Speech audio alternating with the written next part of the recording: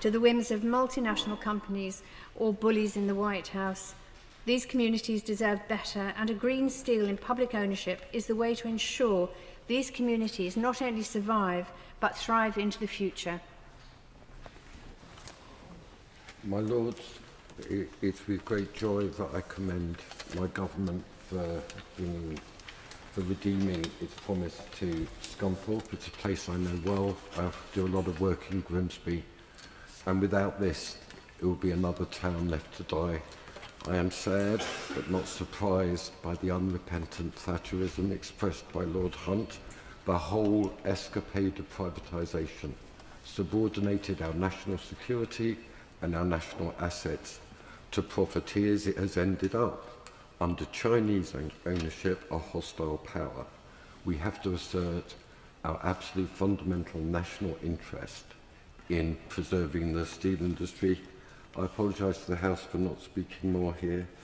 I think I was the only member of this House to be invited to the inauguration, so I will share one story.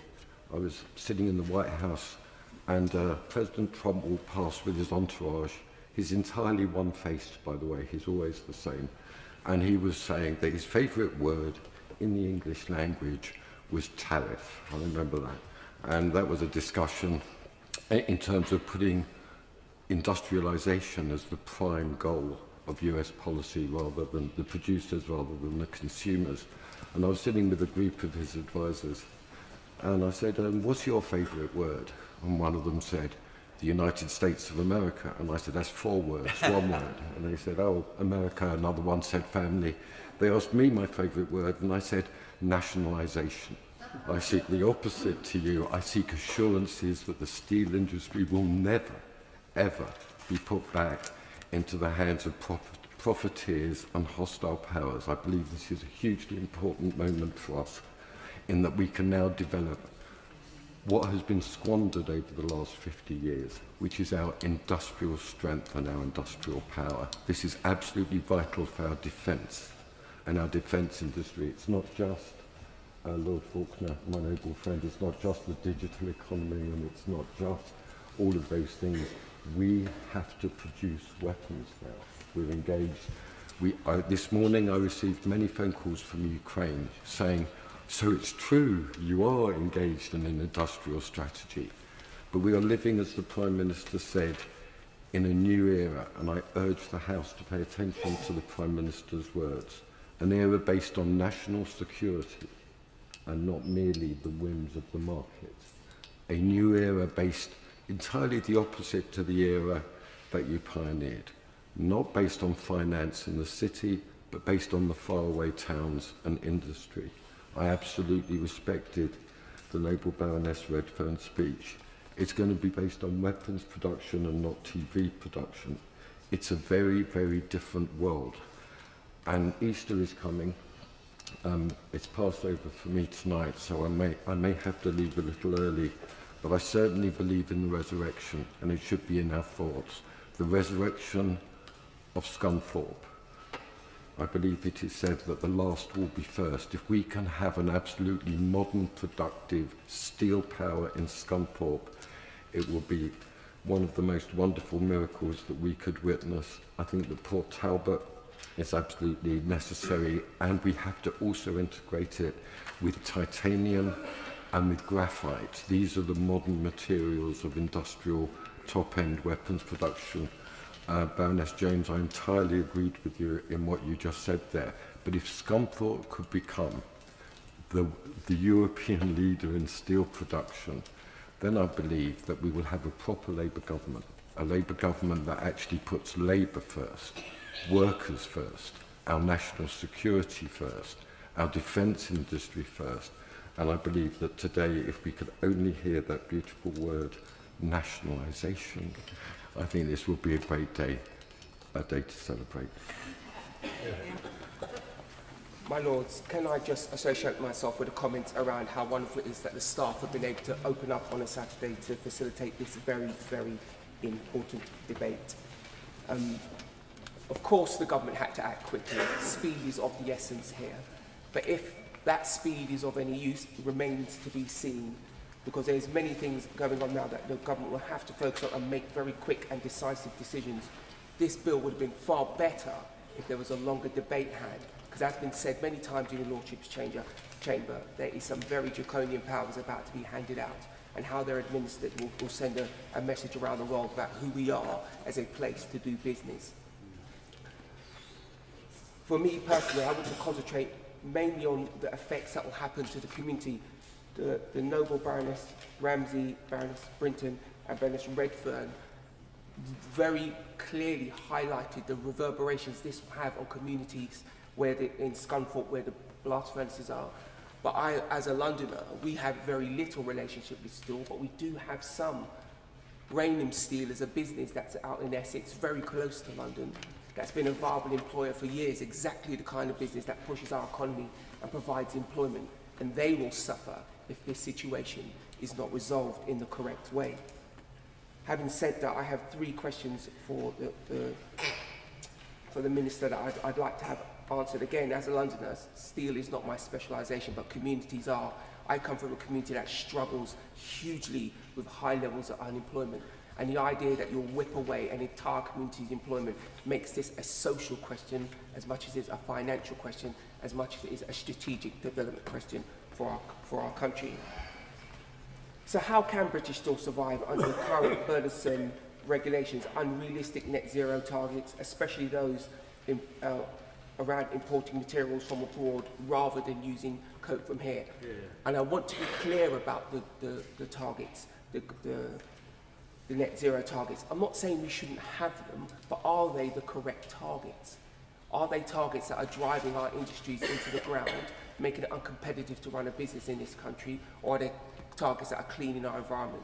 We need to make sure we don't do one at the expense of the other. Has there been a financial impact assessment made on the cost regarding this bill? Because it may not be nationalisation, but the effect for the British taxpayer will be the same, a huge, huge and growing ongoing bill. And if that hasn't been made as an assessment, it really needs to be done urgently, because unfortunately that cost will reverberate with other communities in this country when we cannot afford the support that they need, because we are spending it subsidising this one particular industry. And how long will this arrangement last? There is no sunset clause, but there also seems to be no idea of how long it will go on. And I refer you to my former question. If we have a growing bill and no way to end that bill, what happens? The British taxpayer is on the hook for it again and again and again. And that's something that we need to get a handle on. Now, I wish this government every success in resolving the situation speedily, but history would suggest that governments are not good at procurement. Governments are not good at running businesses efficiently. And ultimately, if this business cannot stand on its own 2 feet, what are we going to do then? It is very, very important that we keep the strategic ability to deliver our own steel.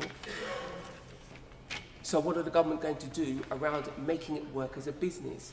We've heard lots of talk in the chamber about the high amount of steel that will be needed into the future. Well, if that's the case, surely the business is viable today.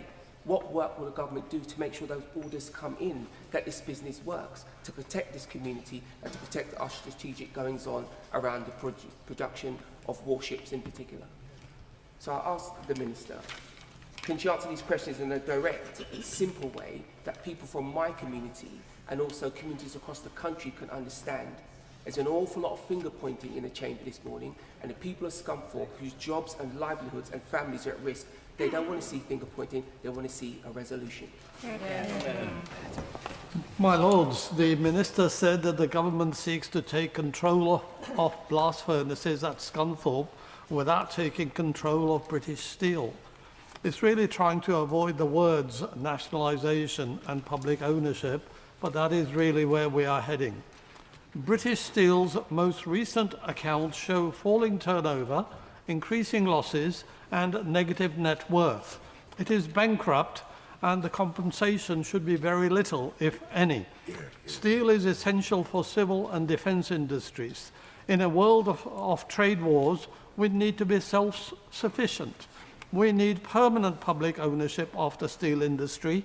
I do not support temporary nationalisation under which the public purse revives the industry, and the government then hands it back to the private sector for more subsidies. One of the reasons for the current crisis is that privatization of essential industries has failed. The 1988 privatization of steel by the Conservative government was completely divorced from any industrial strategy, need for jobs, and self-reliance. There are those who object to nationalisation, but at the same time, they have been content for governments to hand vast subsidies to the steel industry. This free money enables companies to acquire assets and income streams which enrich their shareholders, and they always keep coming back for more and more.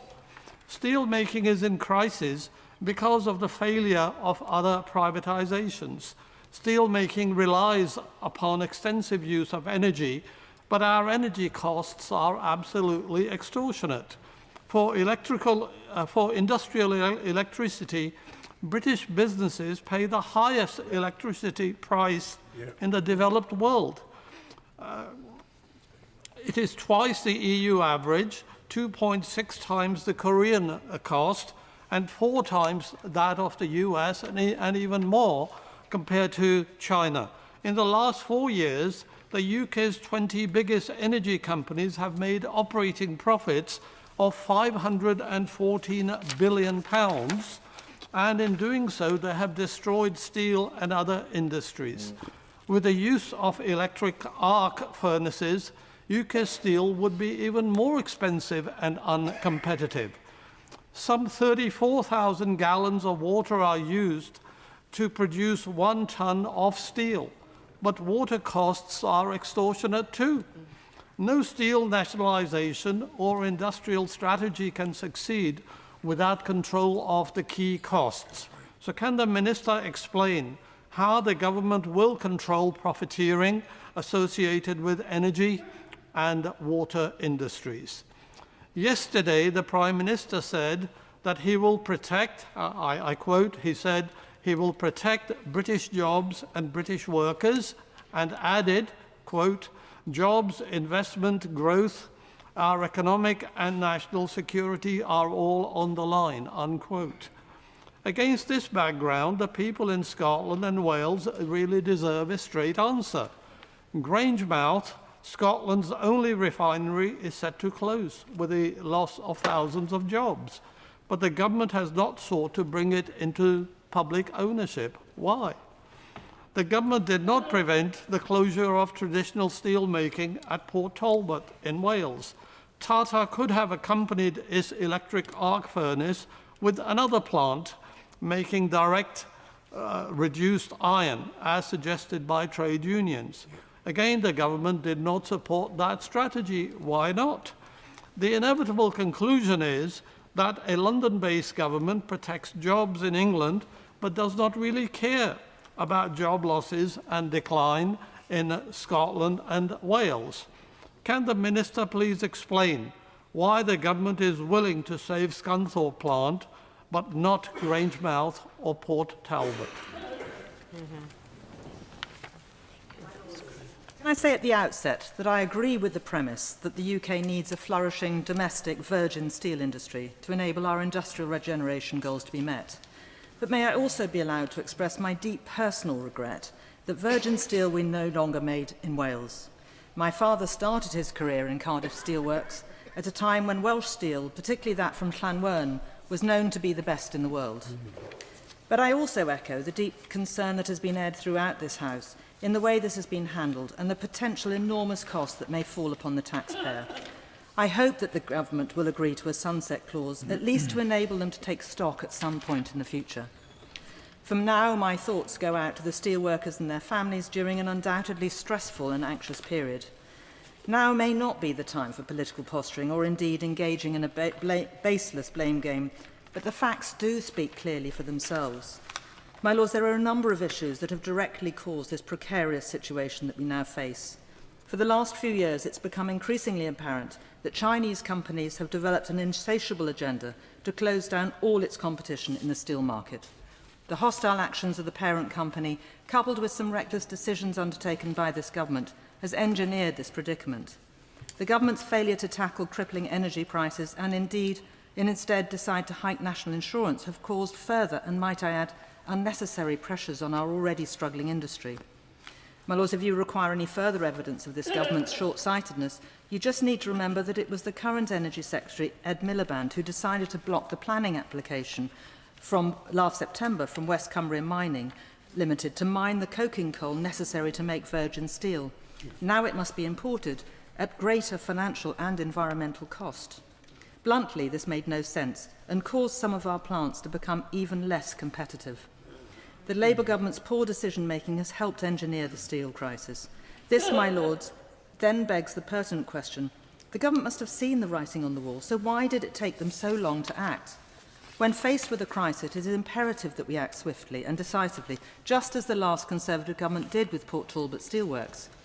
In 2023, the government was told by Tata Steel the plant needed to undergo operational changes or face closure, meaning 10,000 jobs would be lost. The company was facing £1.5 million losses every single day, a huge financial shortfall that no company could sustain, nor indeed could any government. Importantly, it was known that the 2 blast furnaces there were nearing the end of their useful lives. The Conservative government acted quickly, leaving no stone unturned in trying to save as many jobs as possible. The agreed plan involved a £500 million government grant support package to build an electric arc furnace, plus millions more to help retrain those who would lose their jobs. An electric arc furnace, which is currently being built on the site, will make us less dependent on imports because it will recycle the UK's huge tonnage of domestic scrap steel. And of course it is my hope that one day Port Talbot will have a dedicated power supply provided by an on-site advanced modular nuclear reactor, such as those that data centres are actually helping to finance in order to secure their own energy demands. Nationalisation should be a last resort. It is always the taxpayer who will be footing the bill. I am confident that everyone in this House will agree with me when I say steel is of strategic national importance and we cannot allow the Scunthorpe plant to fail. The government is to be congratulated for acting decisively and promptly. Like, I think, Lord Hunt of Wirral, I came here thinking that we were going to be debating the nationalisation of the steel industry. I confess I am disappointed to find out that we are not. But the bill that the government has put forward buys space and time for the government to put forward a real plan for the saving of the steel industry. I hope that the ultimate decision will be that the steel industry will be nationalised. It's a national asset, as many speakers have described today. And by national asset, I don't just mean the blast furnaces, the presses, the cranes and the buildings. It is, of course, the workforce as well, which form a national asset, and they deserve to be protected. Lords, the bill that the government has put forward is one that demonstrates the complete failure of privatisation in this industry. I hope the government will conclude that nationalisation is the answer, and I hope too that they will consider that remedy for Grangemouth, for the water industry, and of course for the energy industry, whose profiteering has done so much damage to the steel industry. My Lords, why have we been recalled with such urgency to debate the future of British steel? The immediate answer is that the blast furnaces at Scunthorpe require to be fed with iron ore and coking coal to keep their fires alight. If the fires were to be extinguished, then the contents of the furnaces would solidify, and we should lose our capacity for creating virgin steel from basic ingredients. We should lose a facility on which we've relied for more than 300 years to sustain our industrial productivity. Our steelmaking capacity would become entirely dependent on electric arc furnaces, which would be used for reprocessing scrap metals.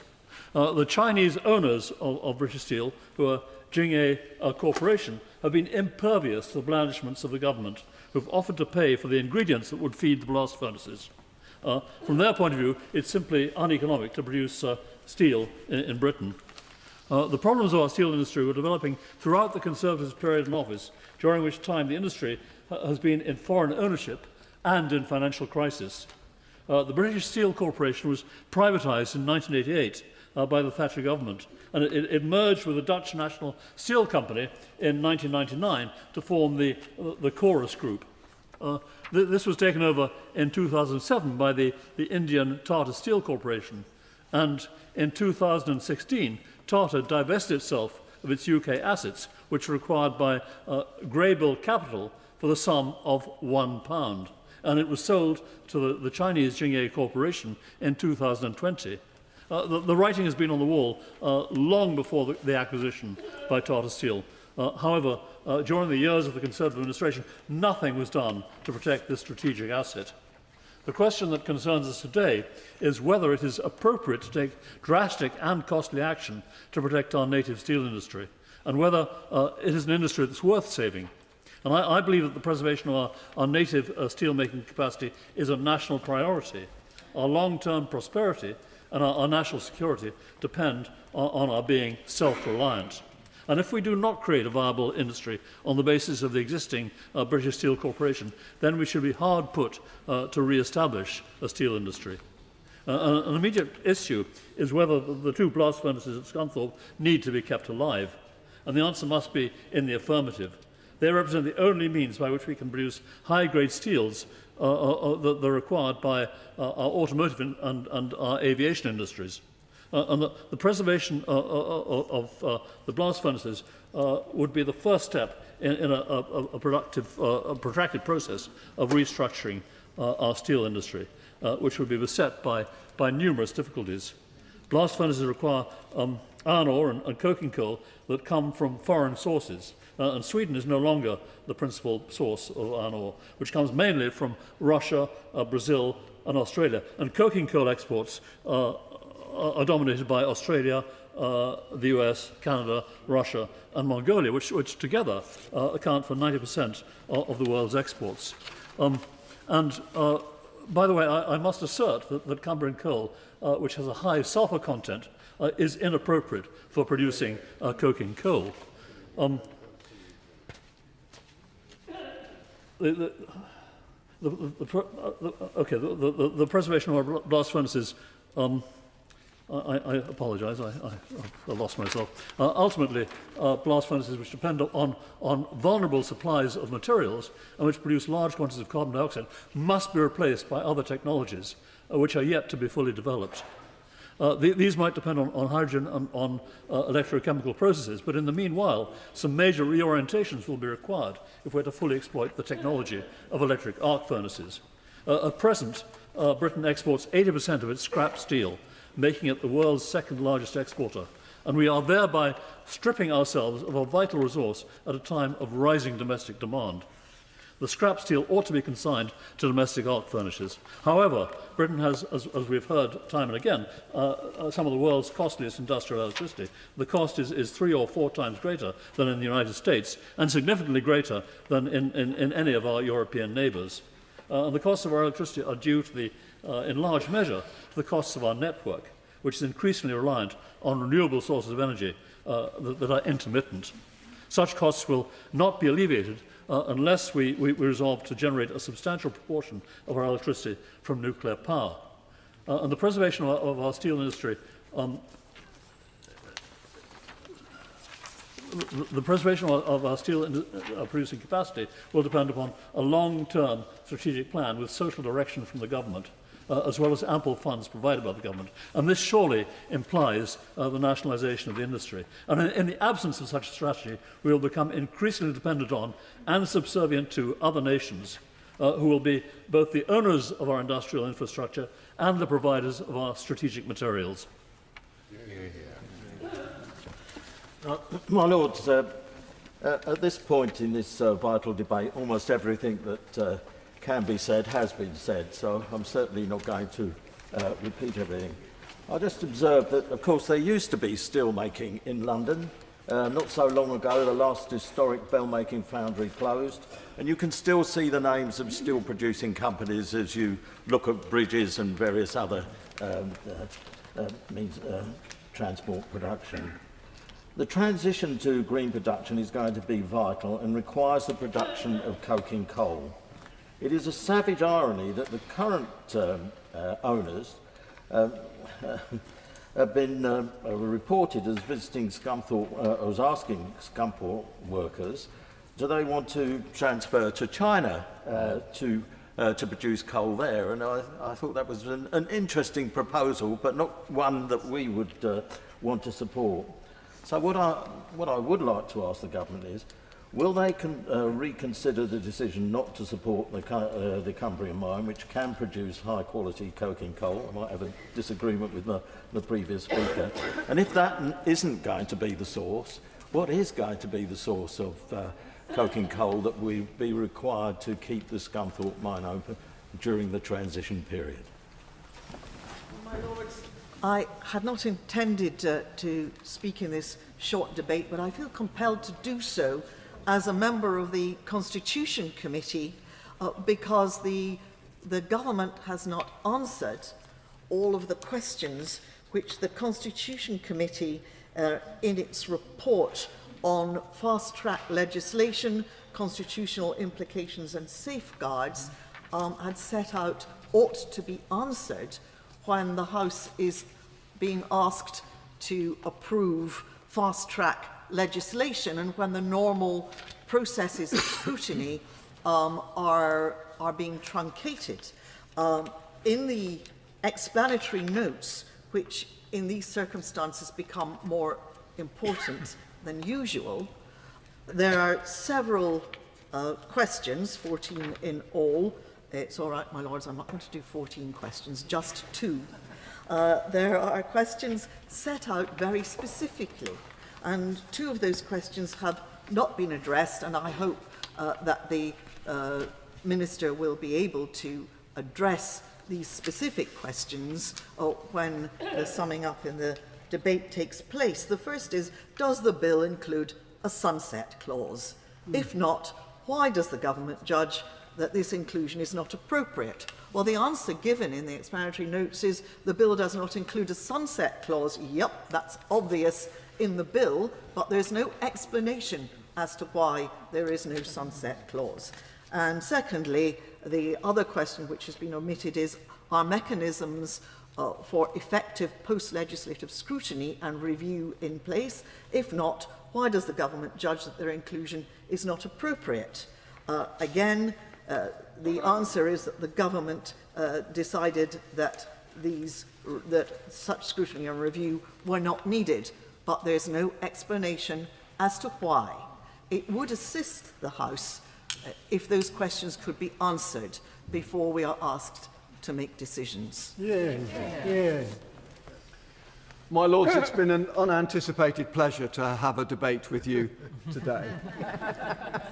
I think many of us following the British Steel saga expected to find ourselves at some point debating the issues in your Lordship's House. I don't think we expected to be debating them today. Now, I won't comment on how on earth this scramble happened, but I would, like the Chief Whip and others, like to thank the House authorities, Blackrod and her team, and those all across the House who made this debate possible. Thank you very much. My Lords, the noble Lord Hunt of Wirral, with his characteristic hubris, made remarkable accusations. Remarkable because the decline of the steel industry has largely been under the auspices of his party. Years of neglect and drift have happened under their watch, my Lords, and they have led to the crisis that we now see today. So I don't think the government should be taking any lessons from that party, and I don't think they will. My Lords, having got to see the bill for the first time just a few hours ago, and I thank the noble lady, the Minister, for her characteristically clear explanation and for her letter. It is, my Lords, a bill that gives the government of the day very strong powers, and it is, of course, a shame that we should be rushing it through, but from these benches we understand why the reason for haste is there. Time is now of the essence. the future of the UK's last blast furnaces at Scunthorpe Steelworks hang in the balance. Closure would bring British virgin steel production to an end, as noble lords have set out.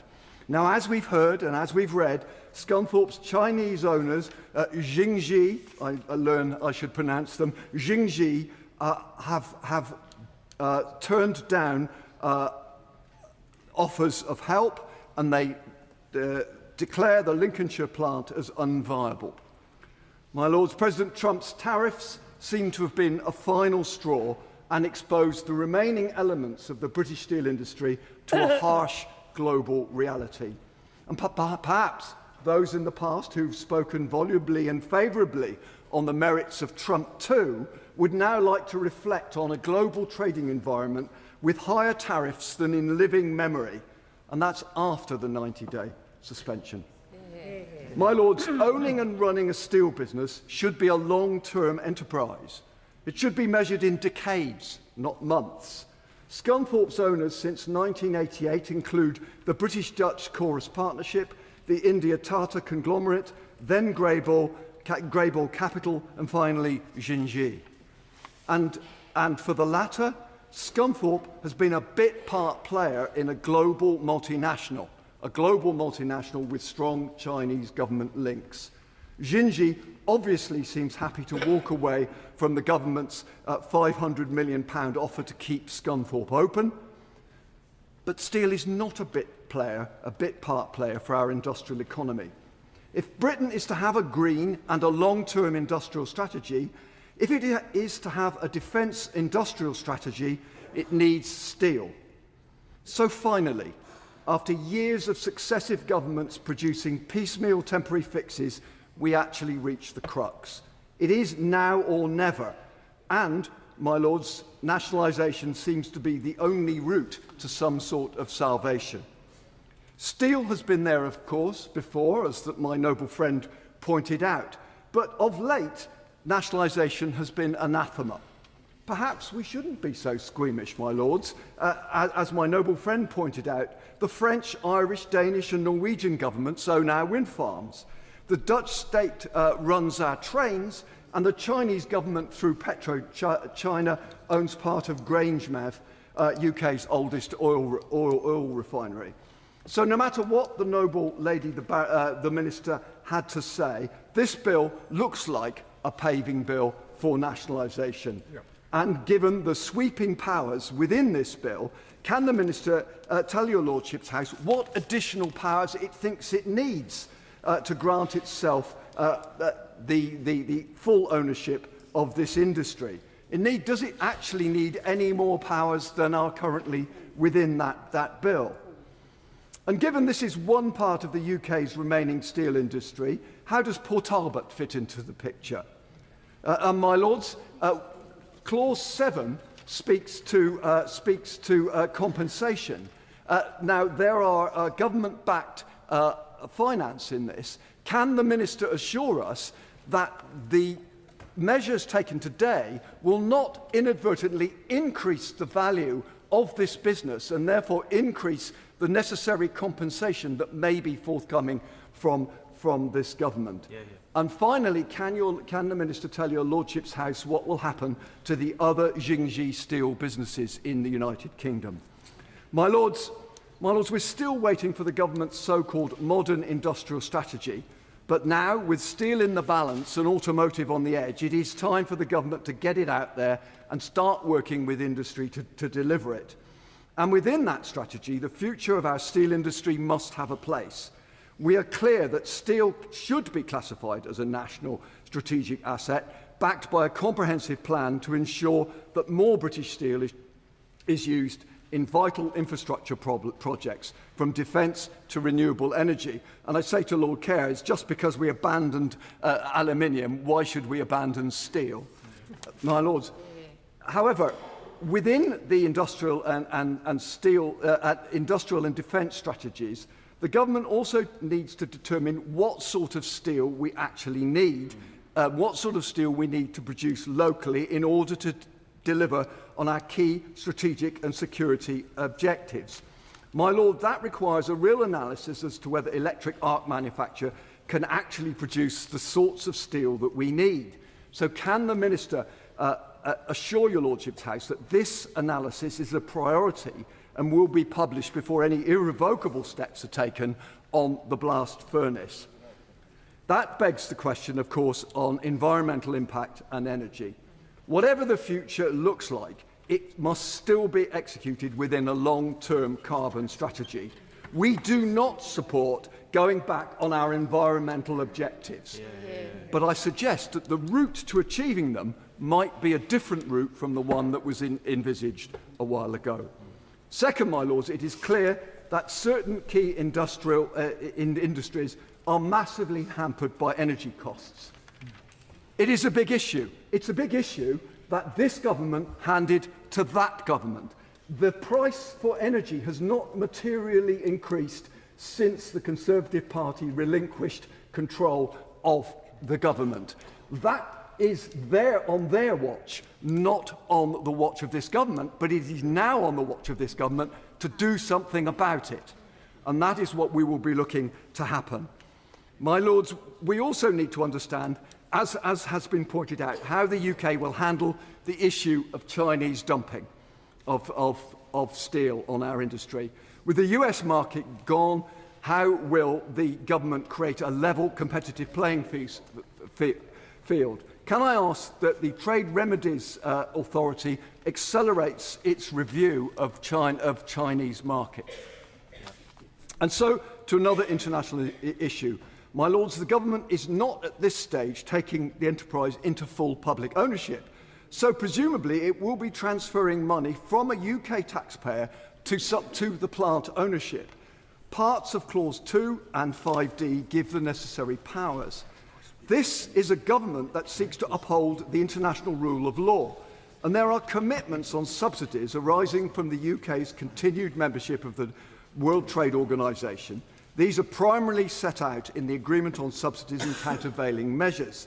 Further commitments are contained in the General Agreement on Tariffs and Trade Agreement on trade-related investment measures and the General Agreement on Trade and Services.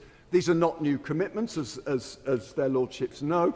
The UK was subject to WTO rules when it was a member state of the EU.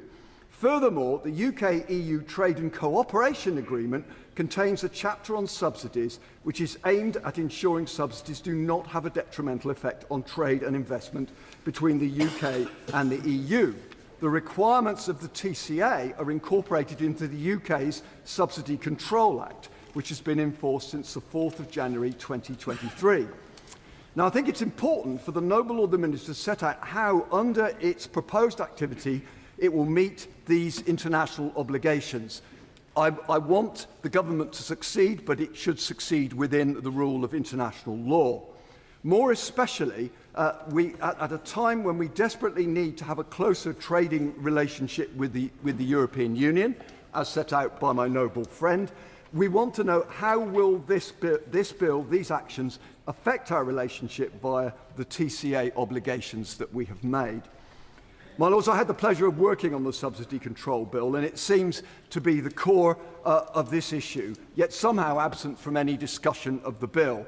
Given the complexity of the bill, I do not propose to go into details, but sections 20 and sections 19 are the key specific areas. My Lords, a subsidy given during the preparation by an enterprise of restructuring plan can be legal as long as it contributes to the objective of public interest, which is why that is in the point that Noble Care made.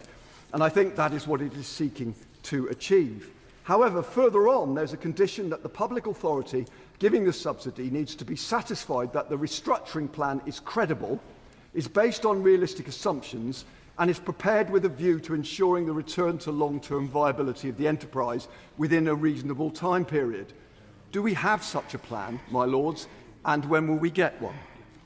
Perhaps the Noble Lord can give a brief answer to this subsidy issue and set out detail in writing as to how we will meet our legal obligations to support the Scunthorpe plant. My Lords, there has been a great deal of concern expressed about the open-ended nature of this bill and the strength of the measures contained therein. We do believe that there needs to be some end product, some end point in this bill. We are happy to discuss with His Majesty's Government ways of alleviating our concerns on this, but these are genuine concerns that I think are felt right across this chamber and possibly at the other end. My Lords, I'll close. This is a very difficult time for the people of Scunthorpe and everybody connected with this important plant. I will close by reiterating comments we've heard right across the House, that our thoughts go with this community. Our thoughts go to the people who must be sick with worry about what is going to happen in their town. But, my Lords, we on these benches will do our utmost to support and maintain this industry so that it can move forward and they can have a future.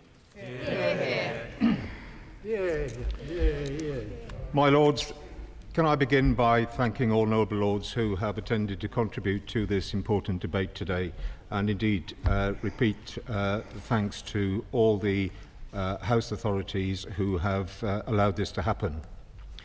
The fact that members of both houses have been called in for an emergency sitting reflects in part the way that this government has managed this issue.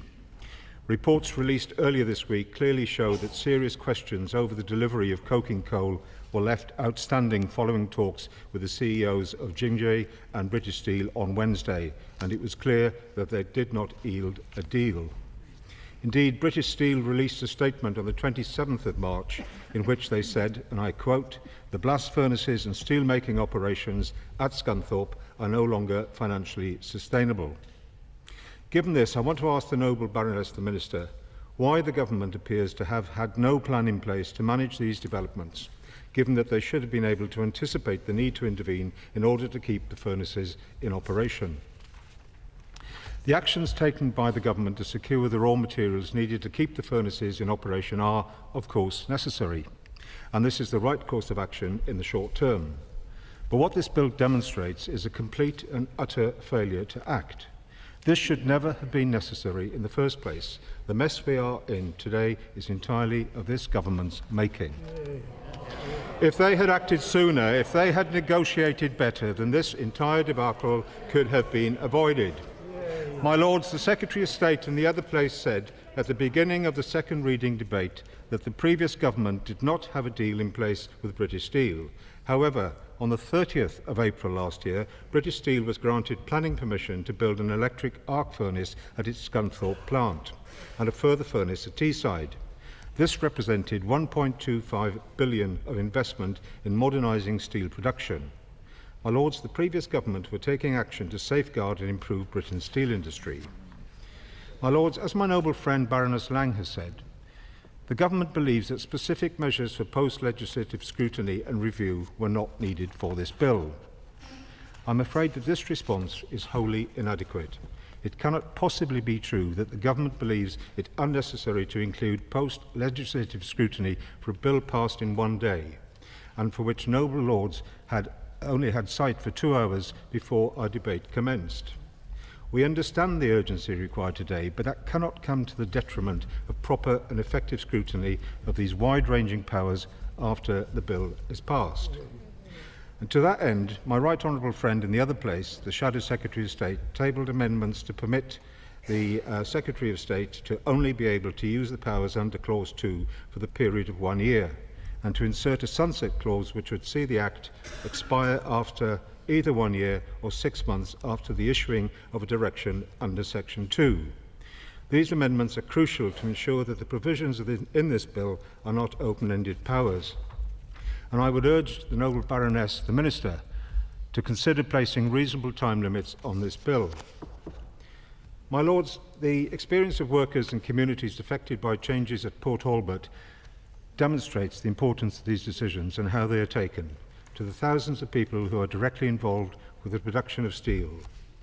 And at this juncture, I would like to take the opportunity to take issue with the noble Baroness Lady Brinton, who said that the Conservatives failed to support Port Talbot. Well, in fact, it was the Conservative government that agreed the £500 million investment in electric arc furnace at Port Talbot, and millions more to support the workers and families. And this, of course, was adopted by this current government. And I might remind her that I represented the steelworkers and the community of Port Talbot in the National Assembly for Wales for a number of years. And indeed, as a Member of Parliament, many of them were my constituents. Can the Noble Baroness, the Minister, please outline how the government is engaging with the affected communities in both areas to provide support? Furthermore, can the Noble Baroness, the Minister, please confirm that she and her government understand the importance of clarity and openness with communities as to their next steps in the medium and long term, and can she share these today? To that end, I think it is important to press the Noble Baroness, the Minister, on how long the government intends to continue this intervention in the operation of the steelworks. Can the Noble Baroness, the Minister, also outline the discussions that the government is having with commercial providers in their exploration of solutions which do not sign the taxpayer up to a sustained liability? Furthermore, what assessments have the government made of the relative benefits and limitations of commercial solutions versus any proposed nationalisation?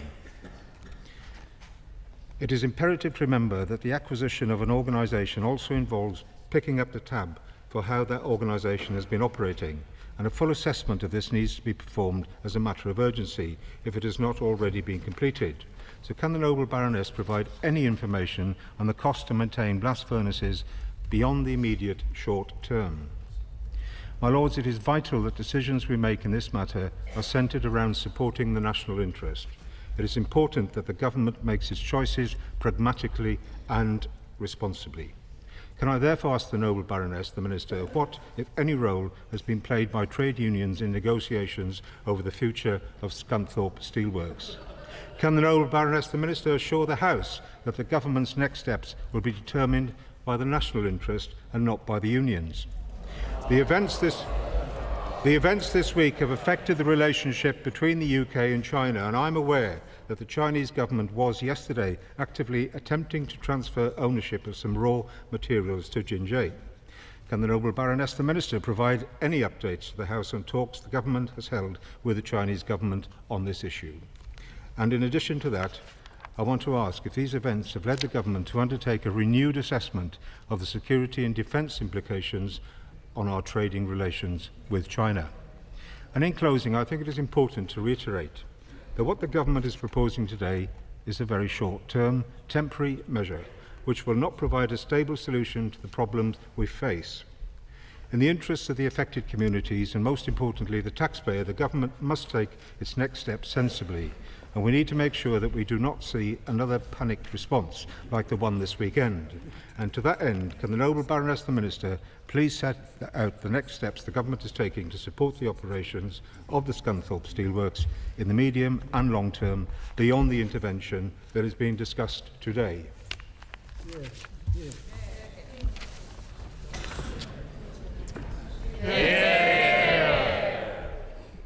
My Lords, I'd like to thank all noble lords, not just for participating in this debate, but for returning to this place in these exceptional circumstances.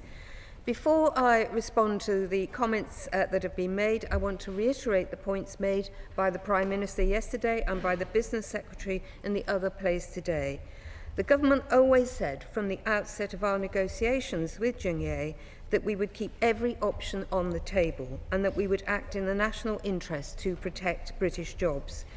UK forged steel built our railways, our bridges and our buildings. It's an integral part of our economic future, and as it has been in our industrial past. That is why we need to pass this legislation today. And I'm therefore grateful to my noble friends Lord Reid, Lord Tunnicliffe, Lord West, Baroness Drake, Lord Faulkner, Lord Glassman, Viscount Hamwell, for reminding us how fundamental steel is to our infrastructure and our future economic growth plans. And I'd also like to thank the noble lady Baroness Redfern and my noble friend Baroness Ramsay, who reminded us of the human cost of the potential closure of that Scunthorpe site. And we reiterate our commitment to protecting jobs and communities impacted by that potential closure. My Lords, the Noble Lord Hunt and Lord Moylan complained about the urgency with which we've had to rush this legislation through, and I've got to say, I don't think they appreciated the urgency of the situation that we find ourselves in, where those blast furnaces were in danger of failing within days. That's why we're here today, and that's why this action was so necessary.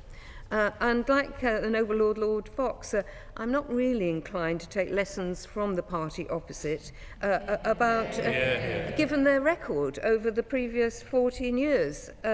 In her year and a half as the Business and Trade Secretary, Kemi Badenoch met with UK steel companies on just 3 occasions. On their watch, the UK steel production plummeted by 4 million metric tonnes between 2010 to 2023, an eye-watering fall of 42% in manufacturing. The UK went from the 17th largest steel producer in the world to the 26th over that same period, and the economic output of UK steel halved to 2.3 billion in that time. And the Noble Lord Hunt was heralding the use of coal and the opportunities it would provide. I do have to remind him it was his party that closed the coal mines and made us reliant on imported coal in the first place. My Lords, the Noble Lord Moylan asked if we would be apologising. I have to say the government won't apologise for acting in the national interest. And as my right honourable friend said in the other place, this issue should have been resolved years ago. The situation we inherited across the board on assuming office is one where most of our foundation industries found themselves in difficulty. Since 2010, UK crude steel production has almost halved, and we know that rebuilding our steel industry after years of neglect will be a challenge. But it's one this government has grasped, and it's why today, where others have shied, we have stepped up to take action. My Lords, moving on to some of the points that have been made, the Noble Lady Baroness Brinton asked about the legal advice from the Attorney General. And I have to say it's the policy of the government not to discuss advice provided by the government. The Noble Lady Baroness Kofi asked about Teesside. Ultimately, British Steel have been responsible for commercial decisions regarding its location strategy, and the government was right to prioritise protecting as many jobs as possible during those negotiations. But it's not right to force job losses in Scunthorpe to benefit Teesside. But of course we want to do the best we can by Teesside communities, so government is continuing to work with the Tees Valley Combined Authority and local partners on regional investment and growth opportunities.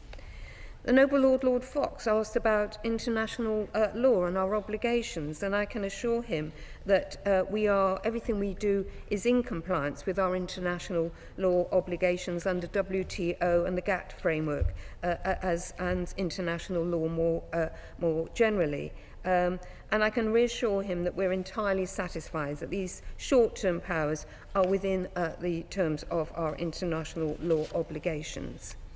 The Noble Lord Kerr and the Noble Baroness Brinton and others asked about compensation and whether compensation would be paid. We need compensation provisioned within the bill to preserve the investment climate and to comply with international standards. But the chances of compensation actually being recovered are very slim because the powers are there to protect the company's assets, not to damage them. Compensation would also have to be done via an SI, which would be subject to parliamentary scrutiny through the negative resolution. Baroness Brinton also asked about whether the powers in the bill were overreaching for the Secretary of State. The powers are linked to what a relevant person could have done, and basically the powers are to do anything that management are empowered to do, so it's within that confine that the powers are there. The Noble Lord Hunt, Baroness Brinton, Baroness Lang and other Noble Lords have asked about the Sunset Clause. My Lords, because of the speed at which the legislation has been drafted and the uncertainty of the situation, it was neither necessary nor appropriate to set a timeline on these specific interventions. The current international situation is unpredictable, so a fixed sunset clause wouldn't be workable or acceptable. We might have to come back to Parliament and do it all again. We can, of course, revoke directions at any time in relation to a particular steel company once the need for intervention has passed. We would welcome working with the Business and Trade Select Committee to make sure we work with members and to keep them updated so that these powers are not in place any longer than is absolutely necessary. And we understand the concern of the House about the use of these powers, and it's right that Parliament closely monitors this. So we will be updating the House every 4 weeks on the use of these powers. I thank the noble Baroness, and I thank her for those words. I think what this House seeks is, rather than an update, is the opportunity to invoke these powers in a way that they appear to be intended. They have been called emergency powers, and the noble Baroness, the Minister herself, just called them short-term powers. So could the government, will the government, within 6 months of this bill coming into force, commit to having a substantive debate in both houses to determine whether the Act will continue, and will act on any resolution of the House of Commons on that further continuation of those powers?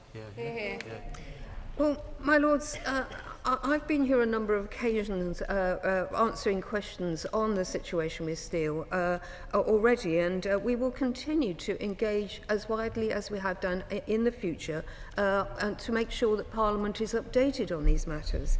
As I've said, we will update the House every 4 sitting weeks on the use of these powers, and I honestly think in these circumstances that's sufficient. I'm very grateful to the noble lady, the Minister. The committee that she just spoke of, the Business and Trade Select Committee, of course, is a House of Commons committee. Within our own House, we have the Industry and Regulators Committee. And is it the government proposing that they would offer the same service, as it were, to our committee as well? I thank the noble lord for raising that question, and of course, yes, I'm sure that we would be happy to consult with the relevant committees within your lordship's house as well. My lords, a number of noble lords, including Lord Hunt and others, asked about the cost of providing these safeguards. We are directing British Steel to act in a way which safeguards their assets, and this funding should be provided by the company. If the government needs to spend money, we will look to recover that from the company if we can and where reasonable. We've committed to up to £2.5 billion for steel via the National Wealth Fund and other routes, and no further government borrowing is envisaged to support any intervention. But I would also say to noble lords that the alternative would be importing steel at considerable extra cost to our economy. As noble lords have pointed out, we would also then be the only country in the G20 without domestic steel production. So there is a cost either way, and we have to balance those costs in the way that we make decisions going forward. The noble Lord Seeker asked about what was happening in Port Talbot and why we're not nationalising British Steel in a response to that. My Lords, as I made clear in my opening comment, we are not nationalising anything. We have put forward a bill to ensure the continued safe operation of the blast furnaces. Without swift intervention, there was a risk of accelerated closure, jeopardising both safety and production outcomes of British Steel. Tata Steel made a decision to close the blast furnaces at Port Talbot in January 2024 under the previous government. The decision to provide a grant agreement towards Port Talbot's transition project was made by the previous government, and this transition was already well underway by the time we came into office. This is the point that the noble Lord Davis made. However, I have to say to the House that we negotiated an improved deal with Tata after just 10 weeks in office, with better terms for workers, future investment opportunities for the area, and the highest voluntary redundancy package Tata has ever offered. And since then, we've provided more than £50 million directly into the local community from the 80 million available from UK government to help people learn new skills, to support the supply chain and to protect people's mental health. The Noble Lord, Lord Kerr and Baroness Jones and others asked about the end game for British Steel. My Lords, our long-term aspiration for British Steel remain a co-investment agreement with the private sector partner to secure a long-term transformation, and we are determined to see a bright and profitable future for UK steelmaking in this country. My Lords, a number of Noble Lords asked about energy prices and the cost of energy, and the Government is committed to tackling high industrial prices in the UK. The British Industry Supercharger package of measures for energy-intensive industries comes into force in April 2024 and brings energy costs for strategically important UK industries, including steel, closer in line with other major economies around the world, so that they remain competitive on the world stage. Once fully implemented in April 2025, the measures will save eligible businesses on average 24 to 31 per milliwatt on their electricity costs. The total value of reduced electricity prices is estimated to be between 320 million and 410 million in 2025 and around 5.1 billion over 10 years. This will help to keep business costs, energy costs down. My Lords, just reiterating the point about scrutiny of the bill, regarding future scrutiny of the implementation of the bill, as the Secretary of State has said in the other place, we are happy to engage with relevant committees, and I'm happy to keep the House updated on these matters. We will continue to update the House every 4 sitting weeks on the use of these powers. Can I just say to the Noble Baroness, the Minister, how grateful we are that she does understand the concern of the House about the use of these powers. And as I understand it, she has told the House that she will return every 4 weeks to update the House on the use of the powers. She was, however, intervened on by the Noble Lord Fox to suggest that she might go a little further than that and have a clear debate after 6 months. I still think this whole question of a sunset clause is very relevant indeed. And I wonder whether or not the Noble Baroness, the Minister, could expand on what she said earlier, that she believes a fixed sunset clause wouldn't be workable or acceptable. Why not? It is generally accepted in this House that powers of this nature should have a sunset clause. And could she perhaps expand and give a little more detail before we consider whether or not to table such an amendment? Well, also, I thought I answered that point, that the bill as it stands here is to deal with one emergency, but as we know, the whole situation with that industry is a volatile sector, and we might need to use those powers at other times, but we will use them judiciously, with care, and as I keep saying, we will continue to update the House as to the use of those powers, but we don't feel in this particular bill that a sunset clause is necessary or desirable. And I would just say, just to clarify, I think my general comment was to the Noble Lord, that we would continue to engage with the Lords committees to make sure that they're fully updated with the progress going forward. My Lords, in concluding this debate, I would like to convey my thanks to all noble Lords for their thoughtful contributions and for helping us to pass this legislation so that we can retain that steel-making capacity in the UK for British workers' security, for British industry's future, and for the future for the workers of British Steel and their families. This is our priority, and that's how we intend to go forward. She didn't respond to my specific question about ensuring that if there is any compensation paid under the terms of the bill, that would be absolutely clear and stated to the public and to Parliament what that amount is. The noble lady is making a reasonable point, and I'm sure that we can accommodate that to make sure that that information is available.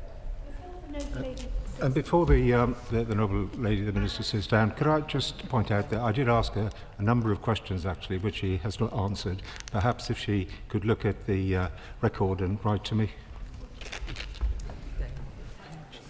My apologies to the noble lord. He was speaking more quickly than I could write, but I will endeavour to respond to the points that I haven't been able to make so far.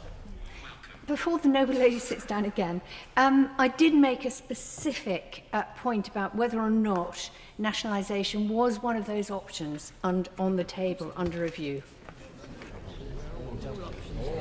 Can I make it clear that nothing is off the table and all of these options will be considered? But I also made it clear that this bill is not about nationalising steel. And if we do need to take any further steps, then obviously we will have to come back with further proposals to this House. Minister, what opportunity is this House going to have to reflect on this bill?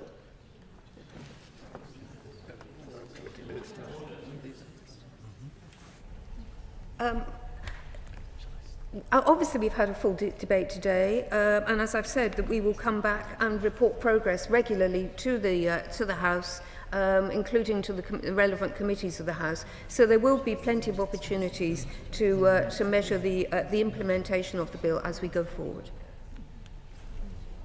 The question is that this motion be agreed to.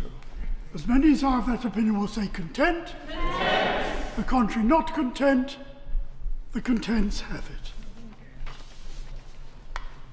From the Commons that they have passed the Steel Industry Special Measures Bill, to which they desire the agreement of your Lordships. My Lords, Steel Industry Special Measures Bill, I beg to move that this bill be now read a first time. The question is that this bill be now read a first time. As many as are of that opinion will say content. Content. The contrary not content. The contents have it. My Lords, I thought it would be useful to update the House on what will happen next. Now the bill has had its first reading, we'll adjourn the House for 15 minutes whilst it is printed and prepared for its second reading. That should be brief and formal in the light of this afternoon's debate. After second reading, the House will then be adjourned again for at least an hour to enable noble Lords to table any amendments for committee stage. The precise timings for committee stage will be advertised on the Annunciator when we can be more precise. With that, my Lords, I beg to move that the House is now adjourned in pleasure until 15:57. Oh, sorry, 14, sorry. Apologies, 14:57. The question is that this House to now adjourn during pleasure. As many as are of that opinion will say content. The contrary not content. The contents have it.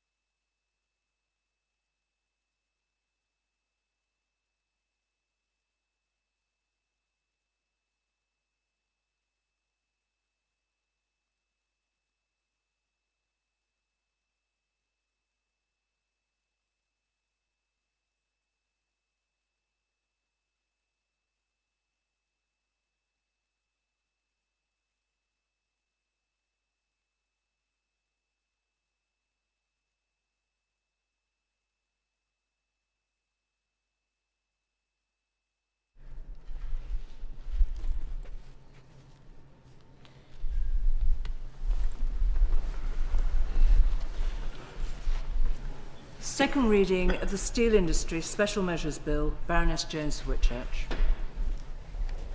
My Lords, for the record, we've debated the purpose of this bill earlier today. Therefore, I beg to move formally that this bill be read for a second time. The question is that this bill be now read a second time. As many as are of that opinion will say content. Content. The contrary not content. The contents have it. My Lords, I beg to move that this bill is committed to a committee of the whole House. The question is that this bill be committed to a committee of the whole House. As many as are of that opinion will say content. Content. The contrary not content. The contents have it. My Lords, we will now adjourn the House once more. Noble Lords will have an hour to table any amendments, and if there are amendments, additional time will be needed to prepare the relevant paperwork to facilitate committee stage. We will advertise the precise timings on the Annunciator when the details are clearer in due course. I therefore beg to move that the House do now adjourn during pleasure till the time to advertise on the Annunciator. The House do now adjourn during pleasure until a time announced on the Annunciator. As many as are of that opinion will say content. Content. The contrary not content. The contents have it.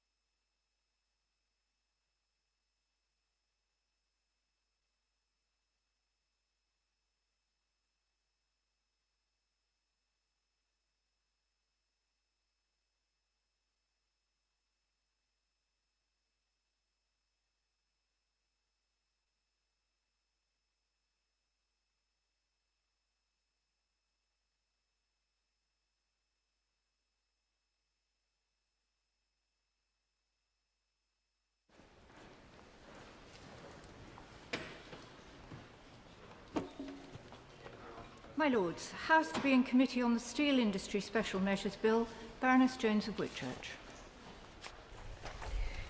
My Lords, I beg to move that the House do now resolve itself into a committee upon the bill.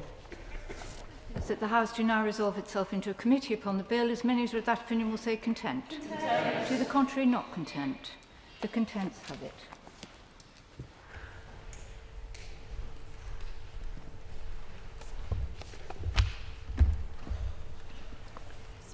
My Lords, the question is that Clause 1 stand part of the bill. As many as are of that opinion will say content. Content. To the contrary, not content. The contents have it. In Clause 2, Amendment 1, Lord Hunt of the Wirral.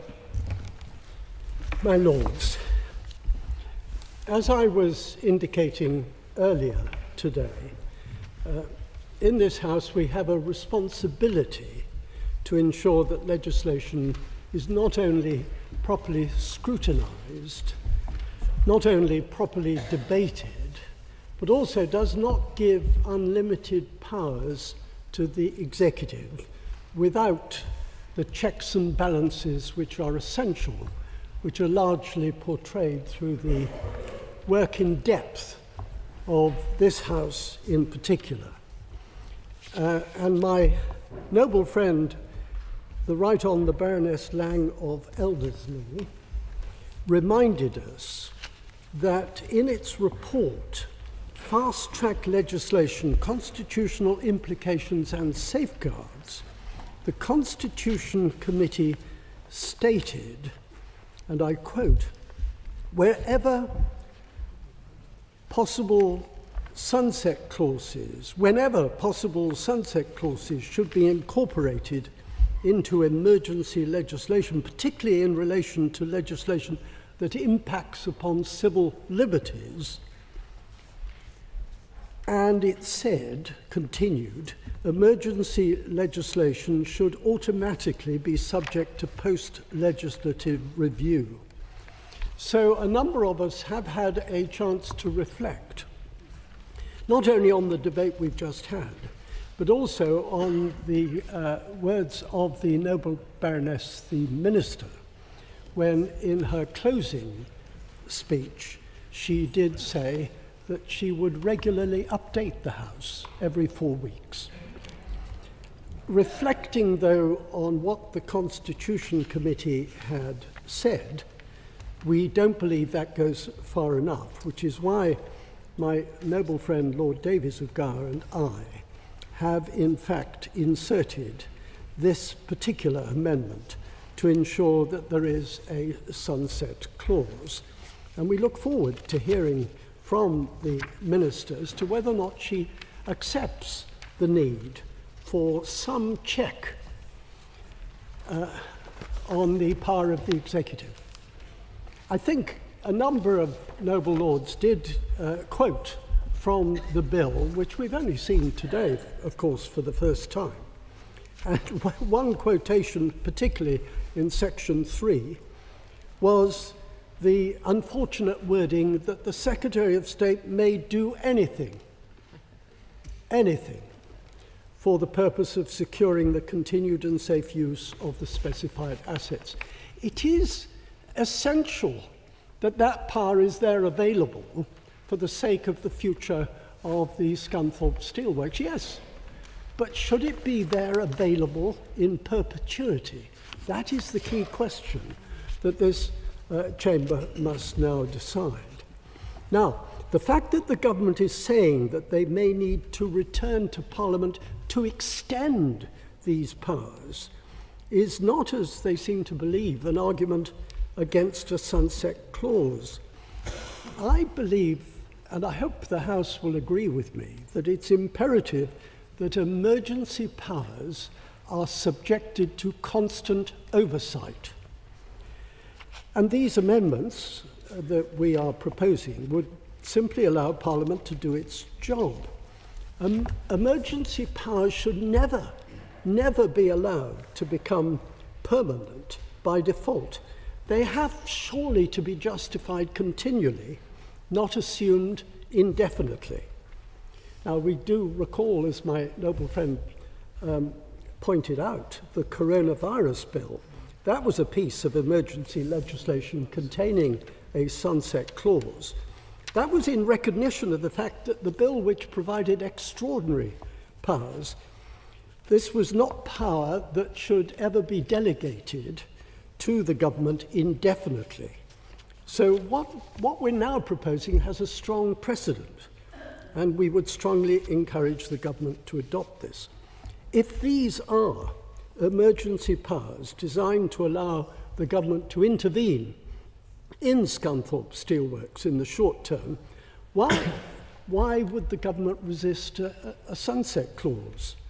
Indeed, the Secretary of State in the debate in the other place, in response to an intervention, did say that these are short-term measures to deal with an emergency situation. And in opening, he used the word temporary. So why can't the government accept that these are temporary but necessary powers? And I suppose there's also the argument that there's greater certainty if we know exactly where we are, so far as the powers devolved to the government are concerned. Earlier today, I agreed with the noble Lord Fox in calling for a sunset clause, and I can see his further comment later in the debate that perhaps a debate might help to focus the attention in a way that would then enable Parliament to understand the motivation behind it. I'm just slightly nervous of that. I just think there is no substitute for an out-and-out sunset clause. And I believe that's the right thing to do in these circumstances. I just hope that the noble Baroness, the Minister, particularly accompanied by the wording of the Bingham lecturer, by the person who is sitting alongside her, which I agreed and I have quoted on many occasions, that it's time for a reset between Parliament and the Executive. This is the time. I beg to move. Amendment proposed, clause 2, page 1, line 6, after undertaking, insert within a period ending 1 year after the passing of this Act. My Lords, I rise to speak very briefly to my amendment of clause 3. Clause 3, part 4, makes it clear that the Secretary of State has power to enter premises and make orders on the premises. But the wording in Part 4A, in which it says that the Secretary of State may be accompanied by any person, could be read to imply that the powers are invested in the Secretary of State in person. That is, that the Secretary of State themselves would need to be present on the premises. After speaking to the Public Bills Office, I wanted to give the government the opportunity to clarify that a designated representative of the Secretary of State would be imbued with these same powers, so that any intransigent company could not seek to delay government action by demanding that the Secretary of State was present in person.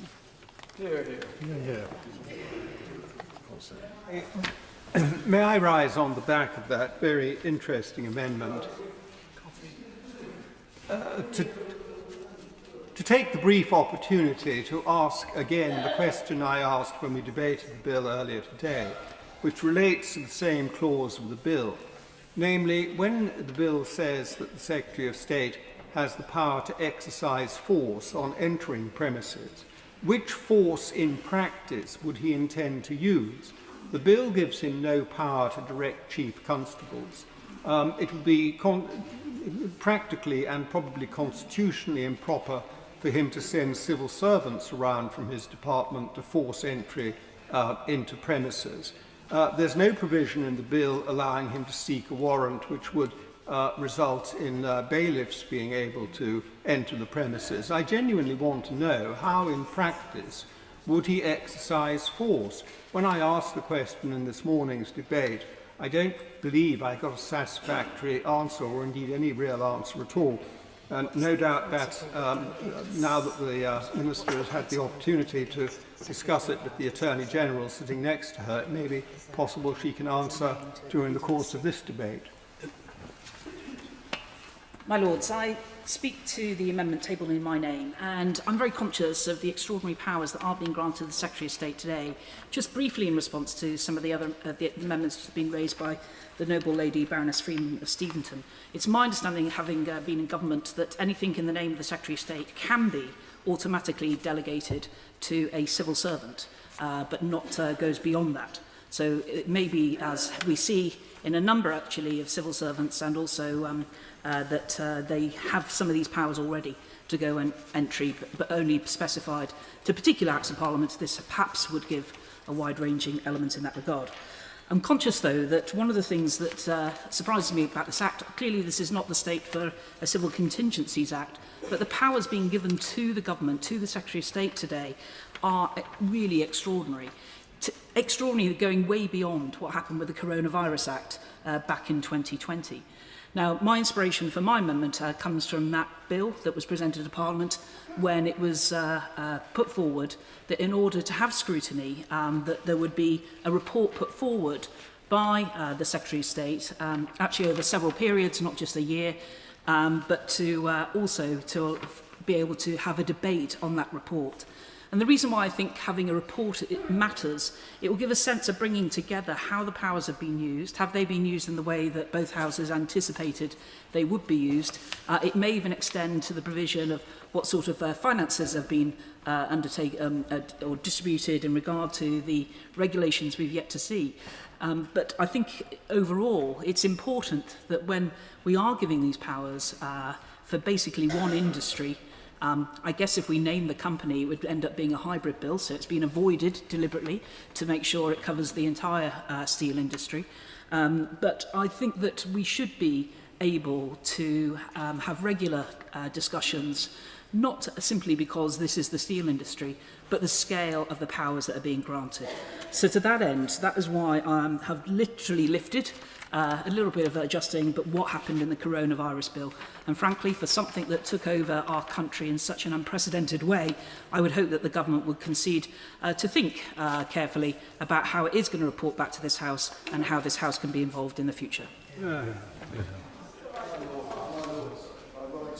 To speak to Amendment 5 in mine and Baroness Brinton's name. Apologies. My Lords, the whole House heard my intervention during the Take Note debate, and I'm grateful for subsequent supportive comments that your Lordships gave me afterwards. And Amendment 5 reflects that intervention. And as your Lordships will see, it calls for a debate in Parliament after 6 months. This would be a substantive debate which the House could make a vote on if it so decided. My Lords, the whole House also heard me pledge to work constructively with the government to get a solution to give Parliament an opportunity to debate possible continuation or cessation of these emergency powers. Now, I hope that those constructive discussions which we've had over the past hour or so will bear fruit, and the Minister will be able to accept the spirit, if not the letter, of Amendment 5 from her dispatch box. I believe, with all due respect to Baroness Coffey, and in a sense we have lifted experience from COVID too. We think that Amendment 5 offers more flexibility both for the government, but gives the oversight we need for Parliament at a level that is not overbearing. My Lords, these are emergency powers, and periodic debate is essential. Equally, the Minister called for sufficient flexibility for the power to either be kept or discarded, and I think we should recognise that there will be times when this may need to be turned on and turned off, and this sort of process that I'm proposing would allow that to happen.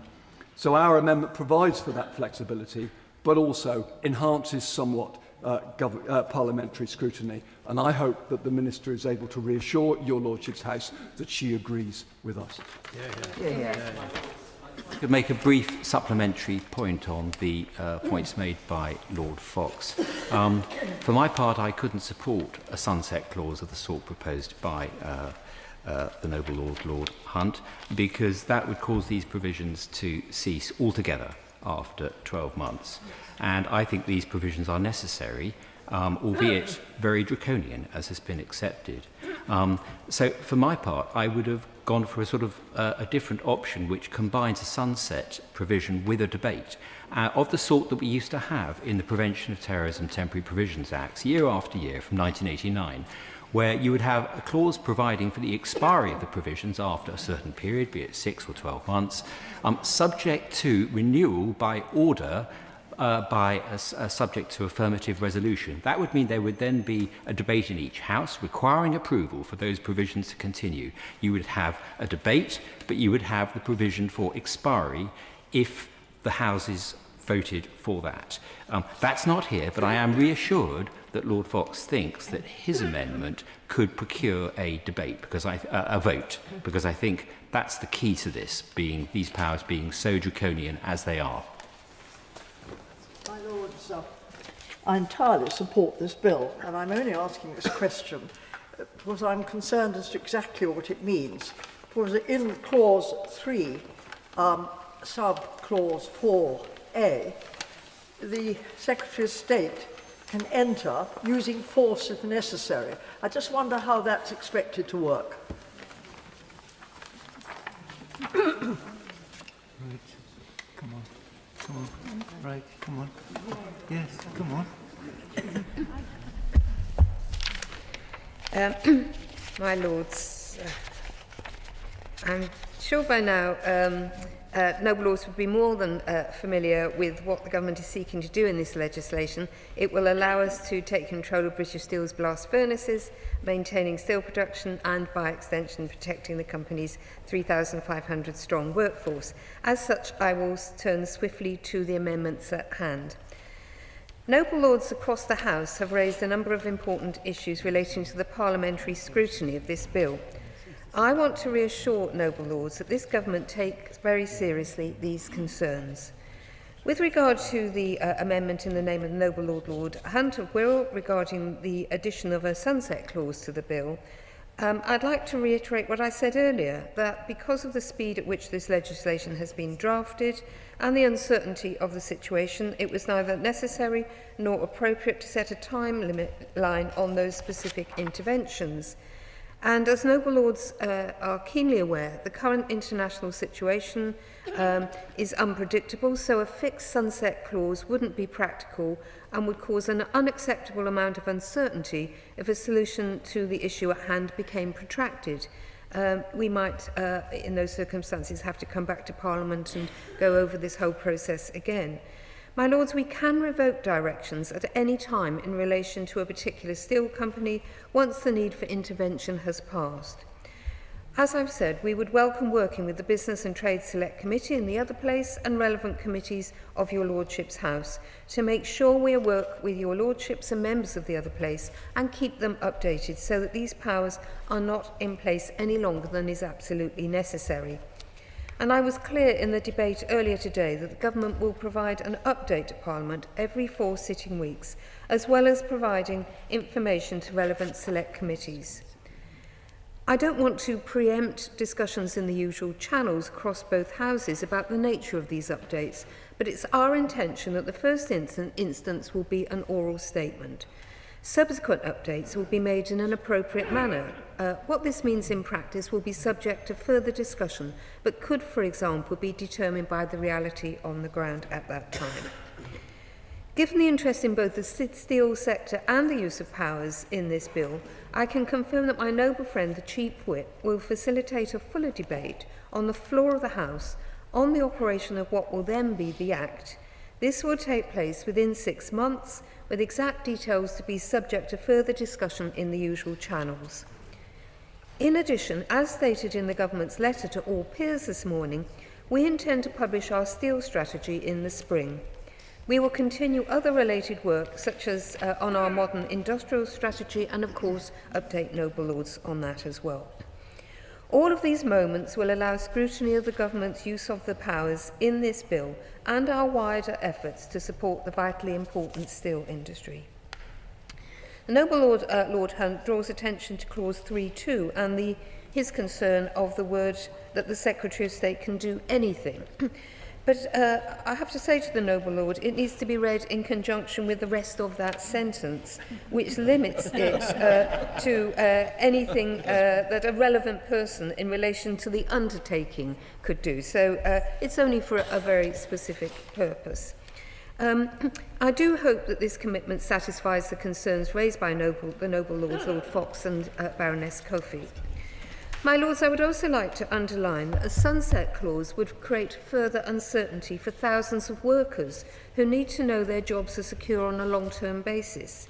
Inserting a sunset clause would create an arbitrary deadline for when the long-term future of that plant would need to be settled by. And as I've said before, nothing is off the table in our response to securing the future of steel in this country. Yes. My lords, we should send a strong message today to those whose livelihoods depend on the steel sector that this Parliament stands behind them. My lords, turning to Baroness Freeman's amendment to clause 3.2 to add after Secretary of State or relevant person designated by the Secretary of State, I can confirm that clause 3.2 entitles the Secretary of State to do anything that the steel undertaking or any relevant person could do. So officials can act in the name of the Secretary of State. And with regard to the noble Lord Moylan's question regarding using force if necessary, this will be a statutory power to be carried out by those acting on behalf of the Secretary of State. So the officials or their agents could use force to enter the premises. This would have to be lawful force, so they could not assault anyone, but could be, and there would have to be clear barriers on their actions. It's up for the police judgment as to whether they would intervene based on usual policing principles. My lords, I hope I've been able to provide reassurance on all these matters, and I would therefore respectfully ask that all the amendments in this group are withdrawn.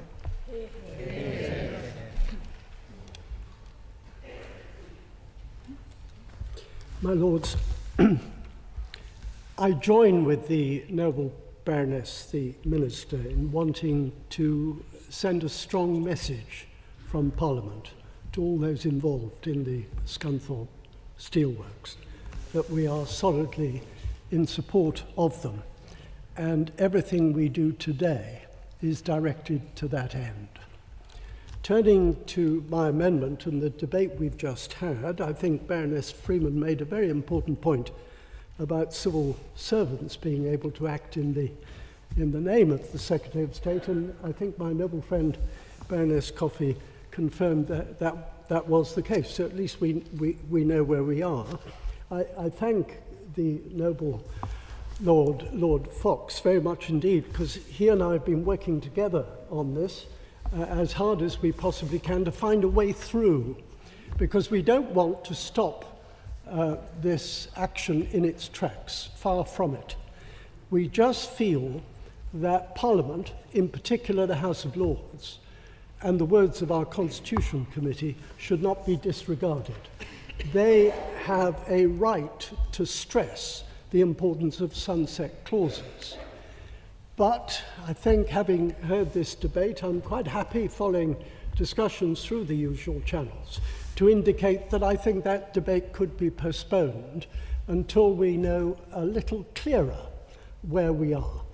And in 6 months' time, if indeed, as Lord Fox and Baroness Brinton have suggested, if indeed we are to have what I think Lord Fox referred to as a substantive debate, and the noble Baroness, the Minister, said further debate on the operation of this legislation, then I think we have made a great deal of progress.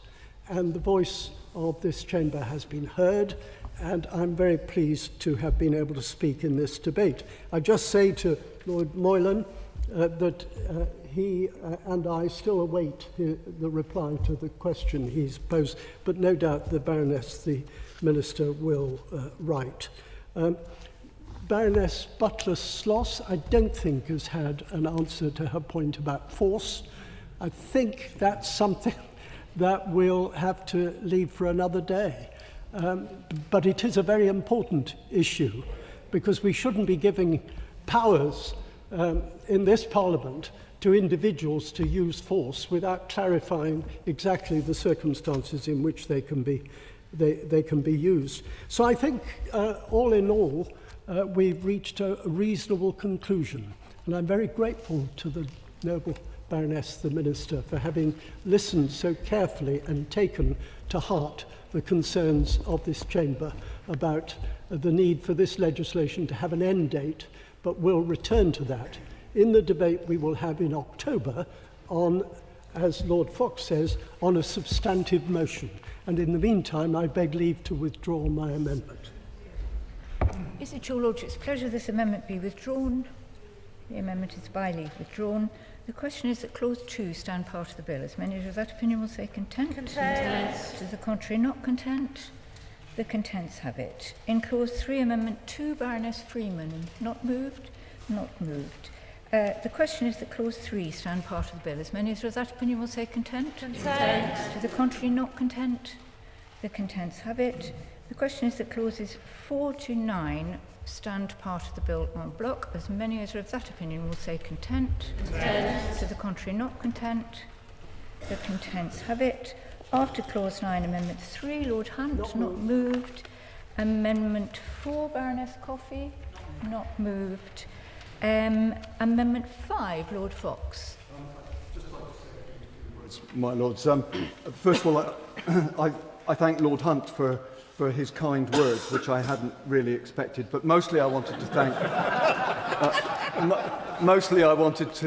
the Government Front Bench, and in particular the Chief Whip, for the constructive discussions we've had, which enabled the Minister to say the things that we hoped the Minister would say.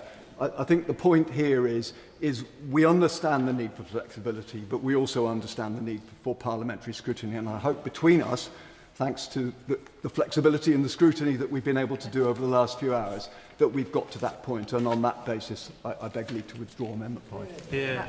I should point out to the noble lord that his amendment has not been moved. I take it he does not wish to move it. Not moved. Amendment 5, not moved.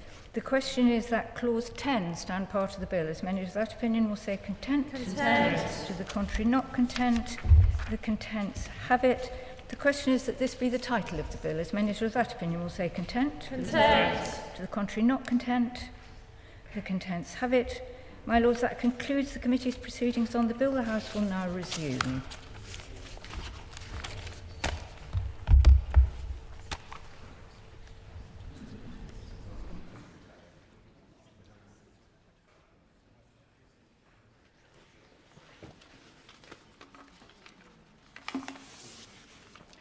My Lords, the Committee of the Whole House, to which the Steel Industry Special Measures Bill was committed, has gone through the same and has directed me to report it to your Lordships without amendment.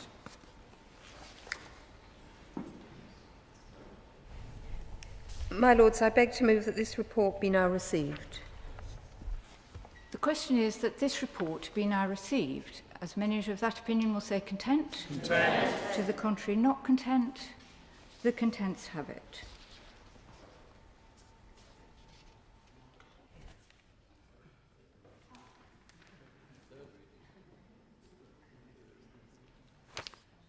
My Lords, we're moving at pace, which is a good thing. My Lords, I beg to move that this bill do now pass. Third reading. Oh, gosh. Oh, right. Okay, sorry. I beg to, not as quickly as I'd hoped. I beg to move that this bill be now read a third time. The question is that this bill be now read a third time. As many of that opinion will say content.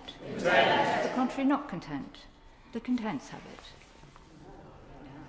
it. I beg to move that this bill do now pass.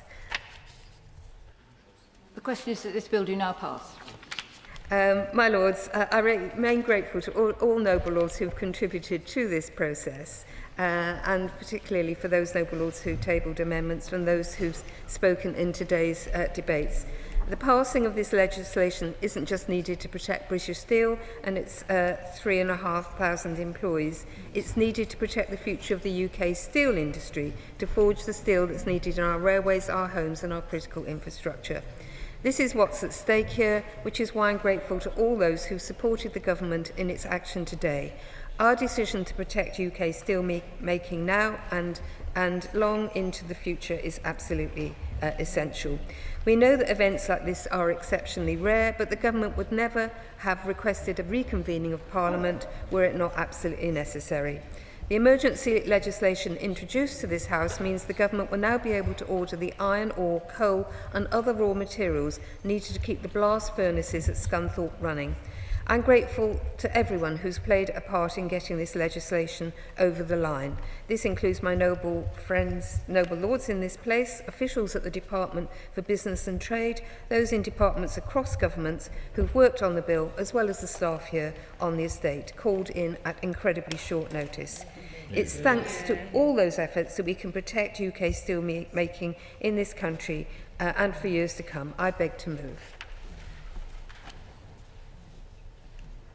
Well, Lords, I shall be very brief, but I just wanted to say that this is a very important and necessary debate, and it's right that we have had today, and it's right that we do everything that we can to support our remaining steel industry. I've sadly witnessed the demise of this great industry in Wales, particularly South Wales, and so, as I say, we must do all that we can to protect Scunthorpe, and this emergency bill, of course, is intended to do just that. It's been a very good debate indeed, with passion from all sides of your Lordship's House, and so can I, on behalf of His Majesty's Loyal Opposition, thank all noble lords for their contribution, and in particular thank the noble lady the Minister for her part in this, and to all, as I say, who have contributed, and without further ado wish noble lords well for the rest of the recess and a particularly happy Easter. Hopefully even more briefly, I would like to thank both front benches for facilitating what has been an open and very clear debate. It proceeded in the right spirit. I would associate myself to the noble Baroness, the Minister's list of people to whom to thank. I would really just like to reiterate what I said at the beginning to the House authorities, everybody across the House. It's been incredibly smooth. It's been like a normal working day, which is very much to everyone's credit, and I think we should all be very grateful. And I would just like to say thank you to Humphrey Amos in our Whip's office, who's kept us all in line. Yeah. Quite right too. My Lords, the question is that this bill do now pass. As many as are of that opinion will say content. Content. To the contrary, not content. The contents have it. My Lords, I beg to move that the House do now adjourn during pleasure while we await royal assent. The question is that the House do now adjourn during pleasure. As many as are of that opinion will say content. Content. To the contrary, not content. The contents have it.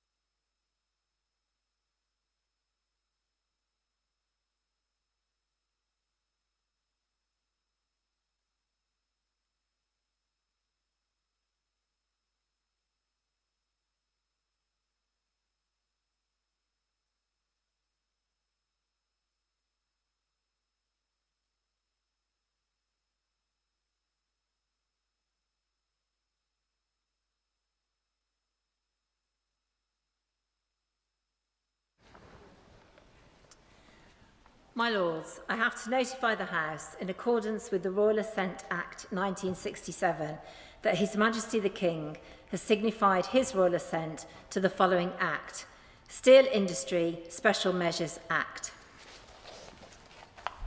My Lords, I beg to move the House do now adjourn. That the House do now adjourn.